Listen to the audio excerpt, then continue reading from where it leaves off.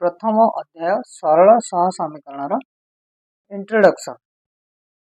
देख प्रथम आम मन रखा पड़ो एक अज्ञात राशि x रे एक सरल सह समीकरण साधारण रूप होउची ax plus b equal to 0 जोठारे कि a नॉट इक्वल टू 0 एवं a b दुईटी वास्तव संख्या एवं a को कह जाउची x रो सहग और b को कह जाउची ध्रुवक। समीकरण मूल निश्चित भाव हम माइनस बी बाई ए कारण ax plus b equal to 0 हेले प्रथम b को डाण पटे नेले आसीबो माइनस बी एवं a को लेके हरण करदेले आसीबो माइनस बी बाई ए। तो जेकोसी सरल सहग साधारण रूपटे आसीबो ना तार मूलटे आसीबो माइनस बी बाई ए। द्वितीय पॉइंट दुईटी अज्ञात राशि x और y रे सरल रेखीय समीकरण साधारण रूप जहाँ कि आसीबो ax plus by plus c equal to 0 ठीक से समान प्रकार एठी रहइबो a b c वास्तव संख्या a और b यथाक्रमे x और y रो सहग हेबो और c हेबो ध्रुवक राशि। बर्तमान नेक्स्ट पॉइंट आमे देखिबा। नेक्स्ट 3 नंबर आसीबो xy समतल रे y equal to mx plus c रो लेखचित्र एक सरल रेखा हेतु यहाकू सरल रेखीय समीकरण बा लीनियर इक्वेशन कहा जाउची। लीनियर इक्वेशन काहे की कहा जाउची कारण y equal to mx plus c रो ता लेखचित्र बा ग्राफ टी कोन आसीबो ना गोटे सरल रेखा आसीबो। 4 नंबर पॉइंट जदि हमें x equal to alpha y equal to beta मूल्य नेले एवं समीकरण टी रो रूप आसिला a alpha plus b beta plus c equal to 0 तेबे हमें एठारे x equal to alpha y equal to beta को यही समीकरण एक समाधान कोई परिबा। समाधान टी को हमें y अल्फा कमा बीटा चंद्रबंधनी दे लिखि परिबा। से अल्फा कमा बीटा टी कोन ना xy समतल गोटे बिंदुर स्थानांक।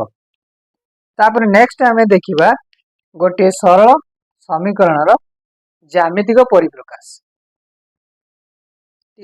एबे देखिबा जदि सह समीकरण देखो आमे ज्यामितिक रूप में प्रकाश करिबा ताले केमिति आसीबा को स्टेप रे आमे ता ज्यामितिक परिप्रकाश बा लेखचित्र टी करिबा। तो मने करा जाऊ एकघाती सह समीकरण द्वय a1x b plus b1y plus c1 equal to 0 जोटे कि समीकरण 1 और द्वितीय समीकरण a2x plus b2y plus c2 equal to 0। Next step कौन करिबा ना प्रत्येक समीकरण पय दुई गोटी समाधान निर्णय करिबा। एकगति समीकरण रो समाधान केमति आसे बा गोटे बिंदुर स्थानांक आसे। तो प्रत्येक समीकरण आमे पय दुईटी लेखा बिंदु बा समाधान निर्णय करिबा। तृतीय स्टेप रे समीकरण 1 और 2 रो लेखचित्र xy समतल रे गोटे गोटे सरल रेखा निश्चित हबो कारण एगुडी कहउची लीनियर इक्वेशन बा समीकरण एकघाती समीकरण। तेणु सेही सरल रेखा दुईटी को आमे मन करा जाऊ नाम देबा L1 और L2 जेपरि कि हमर L1 समीकरण कोडा हेतिबो ना a1x plus b1y plus c1 equal to 0 एवं L2 डे हेतिबो a2x plus b2y plus c2 equal to 0। परवर्ती स्टेप टे हमें कोन हबो देखिबा एटा को टिके कॉपी करनियो।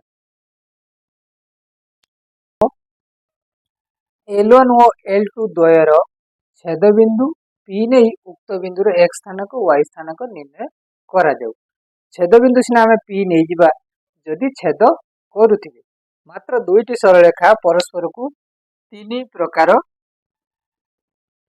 संभव हेई परिबो जोटा कि प्रथम हमें गोटे बिंदु छेद करि परिबे द्वितीय रे गोटे सरल रेखा ऊपर आउटे सरल रेखा रही परिबो एवं तृतीय रे गोटे सरल रेखा सहित आउटे सरल रेखा समांतर मध्य हेई परिबो। तो प्रथम केस जोटा रही गोटे बिंदु रे परस्पर को छेद करिवे जो छेद बिंदु ना देले P एवं तार स्थानांक हला अल्फा और बीटा।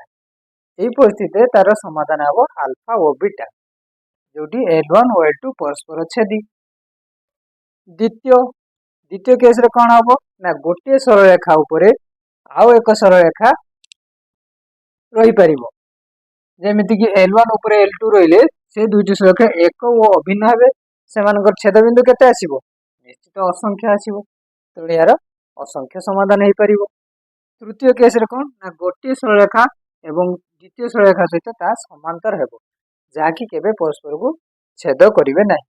ଏବଂ ସେହି ପରିସ୍ଥିତିରେ ଏଠି ଏହାର ସମାଧାନ ଅସମ୍ଭବ ଅଟେ ବା କୌଣସି ସମାଧାନ ନାହିଁ।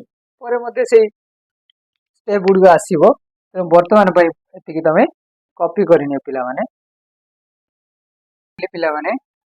5 ନମ୍ବର ଷ୍ଟେପ୍ରେ L1 ଓ L2 ପରସ୍ପର ଛେଦି ହେଲେ, ଅର୍ଥାତ୍ ଗୋଟିଏ ବିନ୍ଦୁରେ ଛେଦ କଲେ, ଯାହାକୁ ନାମ ଦେଇଥିଲେ ଆମେ P, ଯାହାର ସ୍ଥାନାଙ୍କ ଥିଲା ଆଲଫା କମା ବିଟା, ସେ କ୍ଷେତ୍ରରେ ମାତ୍ର ଗୋଟିଏ ବା କେବଳ ଗୋଟିଏ ସମାଧାନ ସମ୍ଭବ, ତାହାକୁ ଆମେ ଅନନ୍ୟ ସମାଧାନ ମଧ୍ୟ କହିଥାଉ।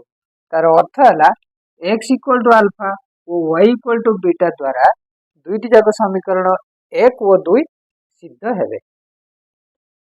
ନେକ୍ସଟ 6 ନମ୍ବରରେ କ'ଣ ନା ଦ୍ୱିତୀୟ କେସ୍ ଯୋଉଟା କହିଥିଲେ L1 L2 ଏକ ଓ ଅଭିନ୍ନ ହେଲେ ବା ଗୋଟିଏ ଲାଇନ ଉପରେ ଆଉ ଗୋଟେ ଲାଇନ ରହିଲେ ତାକୁ କୋଇନ୍ସିଡେଣ୍ଟ ବୋଲି କୁହାଯାଏ ବା ଅଭିନ୍ନ ବୋଲି କୁହାଯାଏ। ସେମିତି କେସରେ କ'ଣ ହବ ନା ସମୀକରଣ ଦ୍ୱୟର ସାଧାରଣ ବିନ୍ଦୁ ଅସଂଖ୍ୟ ରହିବ।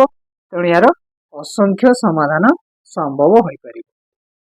ଏବଂ ତୃତୀୟରେ ଯୋଉଟା 7 ନମ୍ବର ଷ୍ଟେପ୍ରେ ମୁଁ ଲେଖିଛି L1 ଆଉ L2 ପରସ୍ପର ସମାନ୍ତର ହେଲେ ସାଧାରଣ ବିନ୍ଦୁ ରହିବ କି?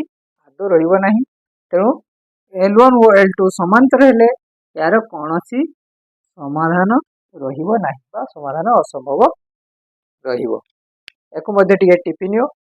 ସମୟ ଟିକେ ଲାଗିପାରେ, କିନ୍ତୁ ଥରେ ଏଗୁଡ଼ିକ ଭଲ ଭାବେ ବୁଝିଗଲା ପରେ ଆଉ କୌଣସି ସମସ୍ୟା ସମାଧାନ ସମୀକରଣ ସମାଧାନ ପାଇଁ ସର୍ତ୍ତ, ଏଇଟା ଟିକେ ବହୁତ ଅଧିକ ଟିକେ ଇମ୍ପୋର୍ଟାଣ୍ଟ ରହିଛି, କାରଣ ଏଥିରେ ବହୁତ ଗୁଡ଼ିଏ ସର୍ଟ କ୍ୱେଶ୍ଚନ୍ ବା ଅବଜେକ୍ଟିଭ କ୍ୱେଶ୍ଚନ୍ ଆସେ।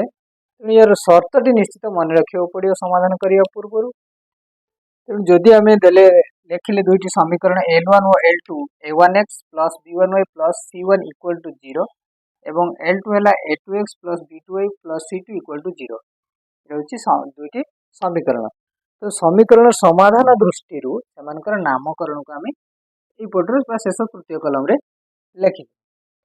ପ୍ରଥମ ସର୍ତ୍ତ ଯୋଉଟା ଆସିଲା ତାଙ୍କର ସହଗର ଅନୁପାତକୁ ତୁଳନା କରି ଆମେ ଦେଖିବା ଯେ a1 by a2 is not equal b1 by b2। ଯଦି ସମାନ ନ ହୁଏ, ଅଲଗା ହୁଏ, ତେବେ L1 ଓ L2 ପରସ୍ପର ଛେଦି ହେବେ, ଯୋଉଟା ପ୍ରଥମ କେସରେ ଥିଲା, ଗୋଟିଏ ବିନ୍ଦୁରେ ଛେଦ କରିବେ। ତେଣୁ ଏହାର ସମାଧାନ ବା ତାର ନାମକରଣ କ'ଣ ହେବ? ସଙ୍ଗତ ସ୍ୱତନ୍ତ୍ର, ସଙ୍ଗତ ଓ ସ୍ୱତନ୍ତ୍ର କିମ୍ବା ଅନନ୍ୟ ସମାଧାନ କିମ୍ବା ଗୋଟିଏ ସମାଧାନ ସମ୍ଭବ ହେବ।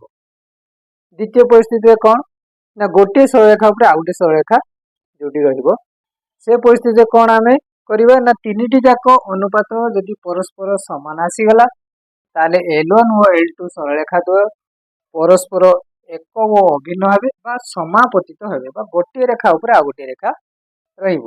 ଏବଂ ତାର ସମାଧାନ କ'ଣ ହବ? ରୂପ ସଙ୍ଗତ ଓ ନିର୍ଭରଶୀଳ, ଯାହା ଅସଂଖ୍ୟ ସମାଧାନ ବିଶିଷ୍ଟ ହେବ। ଗୋଟିଏ ରେଖା ଉପରେ ଆଉ ଗୋଟିଏ ରେଖା ରହିଲେ ଅନେକ ବା ଅସଂଖ୍ୟ ସମାଧାନ ରହିବ। ତୃତୀୟରେ କ'ଣ ନା ତିନିଟି ଅନୁପାତରୁ ଯଦି ପ୍ରଥମ ଦୁଇଟି x ର ସହଗ ଓ y ର ସହଗର ଅନୁପାତ ସମାନ ହେବ, ମାତ୍ର ଧ୍ରୁବକଟି ଅଲଗା ହୁଏ ବା a1 by a2 equal to b1 by b2 is not equal c1 by c2 ହୁଏ, ତେବେ L1 ଓ L2 ରେଖା ଦ୍ୱୟ ସମାନ୍ତର ହେବେ। ତା ଚିତ୍ରଟି ଏଇଆ ଆସିବ। ସମାଧାନ କ'ଣ ହବ? ଅସଙ୍ଗତ ହବ, ଯୋଉଟା କି ସମାଧାନ ସମ୍ଭବ ହେବ ନାହିଁ ବା ଅସମ୍ଭବ ହେବ। ଏଇଟା ଟିକେ ଭଲ କରି କପି କରି ରଖିନେବ ପିଲାମାନେ, ଏଇଟା ବହୁତ ଅଧିକ ଇମ୍ପୋର୍ଟାଣ୍ଟ ଅଟେ ବା ଗୁରୁତ୍ୱ ରହିଛି। ଧନ୍ୟବାଦ। ତ ପିଲାମାନେ ଯଦି ଭଲ ଲାଗିବ ନିଶ୍ଚିତ ଲାଇକ୍, ସେୟାର ଆଉ କମେଣ୍ଟ କରିବ। ନେକ୍ସଟ ଭିଡ଼ିଓରେ ଆମେ ଦେଖିବା କ'ଣ ନା କେମିତି ତାର ସମାଧାନ କରାଯାଉଛି ବା ପ୍ରୋସେସ ଗୁଡ଼ିକ କ'ଣ ପ୍ରୋସେସ ସବୁ ରହିଛି ଯୋଉଥିରେ ଆମେ ଏହି ସରଳ ସହ ସମୀକରଣ ଦ୍ୱୟକୁ ସମାଧାନ କରିପାରିବା। ଧନ୍ୟବାଦ।